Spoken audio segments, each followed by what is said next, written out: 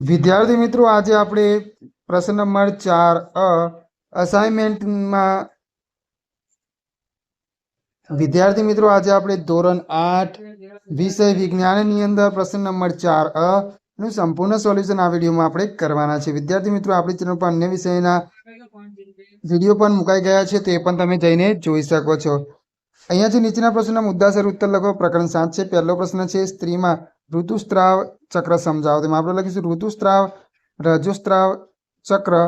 એમાં પહેલો મુદ્દો લખીશું 1 સ્ત્રીમાં પ્રજનન અવસ્થા 10 થી 12 વર્ષની ઉંમરથી 45-50 વર્ષની ઉંમર સુધી દર 28 થી 30 દિવસના અંતરાલે ઋતુસ્રાવની ઘટના જોવા મળે છે। ઋતુસ્રાવ ચક્રનું નિયંત્રણ અંતઃસ્ત્રાવો દ્વારા થાય છે।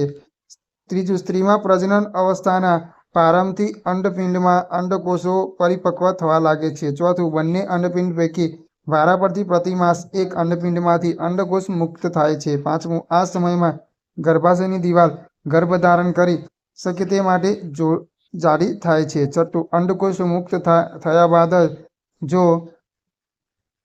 ફલિત ન થાય તો ગર્ભધારણની તૈયારી નકામી થાય છે। સાતમું, આ સ્થિતિમાં અફલિત અંડકોષ અને ગર્ભાશયનું અંદરનું જાડું સ્તર તેમજ તેની રુધિર વાહિનીઓ તૂટવા લાગે છે। તેનાથી સ્ત્રીઓમાં રક્તસ્રાવ થાય છે, તેને ઋતુસ્રાવ કહે છે। આઠમું, ઋતુસ્રાવ ચક્રમાં અંડકોષનું પરિપક્વ થઈ અંડપિંડમાંથી મુક્ત થવું, ગર્ભાશયની દિવાલ જાડી થવી અને ફલન ન થતાં આ દિવાલનું તૂટવું વગેરેનો સમાવેશ થાય છે। એના પછી છે બીજું, મનુષ્યમાં લિંગ નિશ્ચયન સમજાવો। તો વિદ્યાર્થી મિત્રો, આપણે લિંગ નિશ્ચયનમાં આ રીતે આપણે લખી શકીશું કે મનુષ્યમાં લિંગ નિશ્ચયન। એમાં પહેલો મુદ્દો, એક મનુષ્યના બધા કોષોના કોષ કેન્દ્રમાં 23 જોડ રંગસૂત્રો આવેલા છે। બીજું, આ પૈકી 23મી જોડ લિંગી રંગસૂત્રોની છે। ત્રીજું, સ્ત્રીમાં XX અને પુરુષમાં XY લિંગી રંગસૂત્રો હોય છે। ચોથું, જનન કોષો શુક્રકોષો અથવા અંડકોષોમાં દરેક જોડનું એક રંગસૂત્ર હોય છે। પાંચમું, સ્ત્રીમાં અંડપિંડમાંથી મુક્ત થતા અંડકોષમાં હંમેશા લિંગી રંગસૂત્ર X હોય છે। છઠ્ઠું, પુરુષમાં શુક્રપિંડમાં ઉત્પન્ન થતા શુક્રકોષો 2 પ્રકારના હોય છે। અડધી સંખ્યાના શુક્રકોષો લિંગી રંગસૂત્ર X ધરાવતા અને બાકીના શુક્રકોષો લિંગી રંગસૂત્ર Y ધરાવતા હોય છે। સાતમું, જો અંડકોષનું ફલન રંગસૂત્ર X ધરાવતા શુક્રકોષ વડે થાય તો યુગ્મનજ XX લિંગી રંગસૂત્રો ધરાવે અને છોકરી તરીકે વિકાસ પામે છે। આઠમું, જો અંડકોષનું ફલન Y રંગસૂત્ર ધરાવતા શુક્રકોષ વડે થાય તો યુગ્મનજ XY લિંગી રંગસૂત્ર ધરાવે અને છોકરા તરીકે વિકાસ પામે છે। આમ યુગ્મનજમાં જન્મ લેનાર બાળકના લિંગ નિશ્ચયન માટેનો સંદેશ હોય છે। જન્મ પહેલા શિશુના લિંગનું નિશ્ચયન તેના પિતાના લિંગી રંગસૂત્ર વડે થાય છે, માતા દ્વારા નહીં।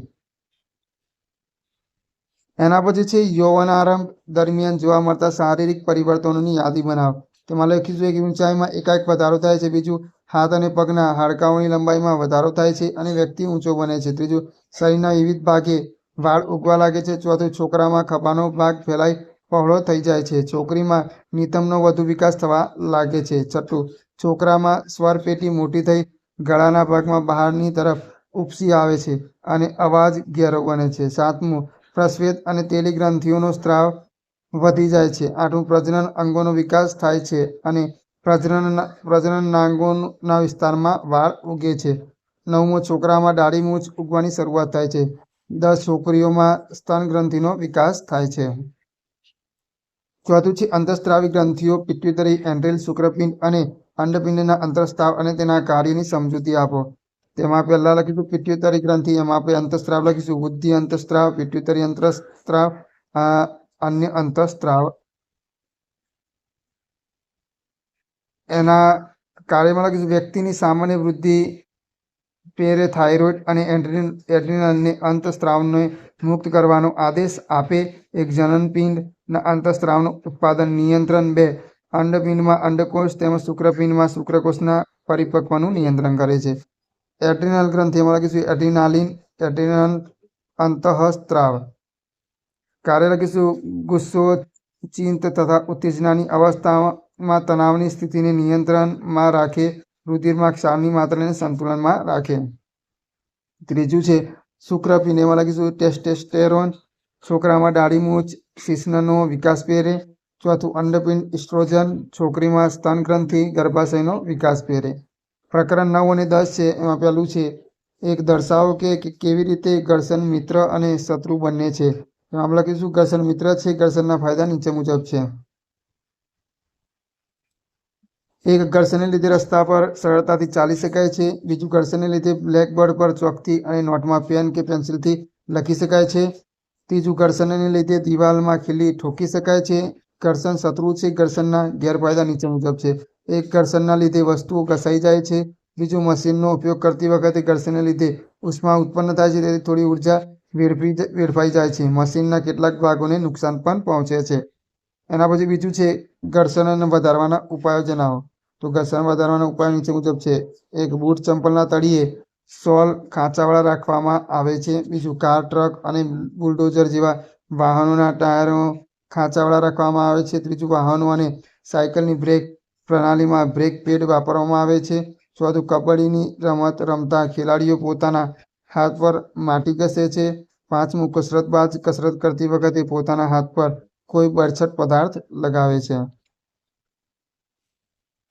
એના પછી ત્રીજું, જુદા જુદા ઉદાહરણો દ્વારા લોટન ઘર્ષણની મદદથી ઘર્ષણ ઘટાડવાના ઉપાયો સ્પષ્ટ કરો. તો વિદ્યાર્થી મિત્રો, અહીંયા તમે જોઈ શકો છો. હવે વિદ્યાર્થી મિત્રો, દરેક પ્રશ્નનું હું વાંચન કરતો નથી. અમુક પ્રશ્નોનું વાંચન કરીશ, કારણ કે વિડીયો છે વધારે લાંબી થઈ જશે. તો તમે વિદ્યાર્થી મિત્રો આ વિડીયોને સ્ટોપ કરીને લખી શકો છો. જો લખવાનું હોય અને વાંચવું હોય તો તમે સ્ટોપ કરીને વાંચી શકો છો. તો અહીંયા એના જે મુદ્દાઓ છે, પહેલું, બીજું અને ત્રીજું, અહીંયા આ પ્રમાણે છે.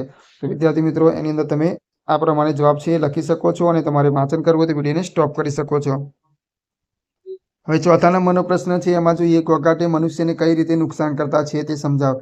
તેમાં લખીશું, ઘોંઘાટે અનેક સ્વાસ્થ્ય સંબંધિત સમસ્યાઓનું કારણ છે. સતત પ્રબળ ધ્વનિના પ્રભાવ હેઠળ રહેતી વ્યક્તિ અને નીચે મુજબની સમસ્યાઓ તકલીફો થઈ શકે છે. પહેલું, ઘોંઘાટ માણસની ઊંઘને ખલેલ પહોંચાડે છે, તેથી માણસને અનિદ્રાની સમસ્યા થાય છે. બીજું, ઘોંઘાટને લીધે અણગમો પેદા થાય છે તથા માનસિક તણાવ ઉત્પન્ન થાય છે. ત્રીજું, ઘોંઘાટમાં રહેનાર માણસનો સ્વભાવ ચીડિયો થઈ જાય છે અને તેને ચિંતા, માથાનો દુખાવો વગેરે તકલીફ થાય છે. ચોથું છે, ઘોંઘાટના કારણે માણસને હાઇપરટેન્શન અને હાઈ બ્લડ પ્રેશરની તકલીફ થાય છે. પાંચમું, લાંબા સમય સુધી ઘોંઘાટમાં રહેવાથી અંશતઃ બહેરાશ કે કાયમી બહેરાશ આવે છે. એના પછી પ્રકરણ 11 થી 13. એમાં જો ઇલેક્ટ્રોપ્લેટિંગ પ્રક્રિયાની ઉપયોગિતા વર્ણવવાની છે. તો વિદ્યાર્થી મિત્રો, અહીંયા તમે જોઈ શકો છો. વિડીયોને સ્ટોપ કરીને શાંતિથી તમે લખી શકો છો, અથવા તેનું વાંચન છે એ કરી શકો છો. હવે પહેલો મુદ્દો અહીંયા આપણને આપેલું છે, આ પ્રમાણે છે. હવે બીજા મુદ્દો ઉપરની તરફ હું સ્ક્રોલ કરું છું, તો બીજો, ત્રીજો અને ચોથો મુદ્દો તમે અહીંયા જોઈ શકો છો. તો વિડીયોને સ્ટોપ કરીને શાંતિથી તમે એનું લખી શકો છો. તો તમારે વાંચન કરવું હોય, પરીક્ષાની તૈયારી કરવી હોય તો તમે સ્ટોપ કરીને વાંચન કરી શકો છો. આગળ જઈએ. બીજો પ્રશ્ન છે, ચોમાસામાં આકાશમાં વીજળી કેવી રીતે ઉત્પન્ન થાય છે તે સમજાવો. તો અહીંયા વિદ્યાર્થી મિત્રો, જો આપણે આકૃતિ છે આખી દોરી છે સરસ મજાની. ચોમાસામાં વીજળી કેવી રીતે ઉત્પન્ન થાય છે એની સરસ મજાની આપણે આકૃતિ દોરી દીધેલી છે. આ ઉપર વાદળાઓ આપણને દેખાય છે. હવે નીચે અહીંયા જંગલ વિસ્તાર છે, ઘરો છે. હવે શું આપણે લખીશું, કેવી રીતે થાય છે. એમાં ગાજવીજ સાથે તોફાનમાં થતા હવાના પ્રવાહ ઉપર તરફ જાય છે, જ્યારે પાણીના ટીપાં નીચે પડે છે. આ ઝડપી હિલચાલથી વીજભારનું વિભાજન થાય છે. વાદળોની ઉપરની ધાર તરફ ઘન વીજભાર અને નીચેની ધાર તરફ ઋણ વીજભાર જમા થાય છે. વીજભારનું મૂલ્ય ખૂબ જ વધી જાય છે, ત્યારે હવા, જે સામાન્ય રીતે વિદ્યુતની મંદ વાહક છે, તે તેના પ્રવાહને રોકી શકતી નથી. ઘન અને ઋણ વીજભાર ભેગા થતા તેજસ્વી પ્રકાશનો લીસાટો તથા અવાજ ઉત્પન્ન થાય છે.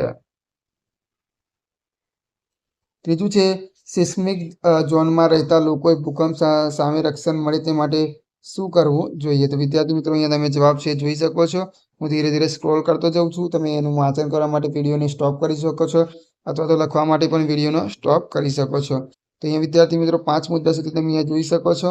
હવે આગળ જવા દઈએ તો અહીંયા છઠ્ઠો મુદ્દો છે, નીચે આ પ્રમાણે આપણને જોવા મળે છે. હવે એના પછી ચોથા નંબરનો પ્રશ્ન છે. એમાં છે, નિયમિત અને અનિયમિત પરાવર્તન આકૃતિ દોરી સમજાવો. તો નિયમિત પરાવર્તનમાં લખ્યું, જ્યારે પ્રકાશના સમાંતર કિરણો સમતલ, ચળકતી અને લીસી સપાટી પર આપાત થાય છે, ત્યારે બધા જ કિરણો કોઈ એક ચોક્કસ દિશામાં પરાવર્તન પામે છે. આ પરાવર્તન કિરણો પણ એકબીજાને સમાંતર હોય છે.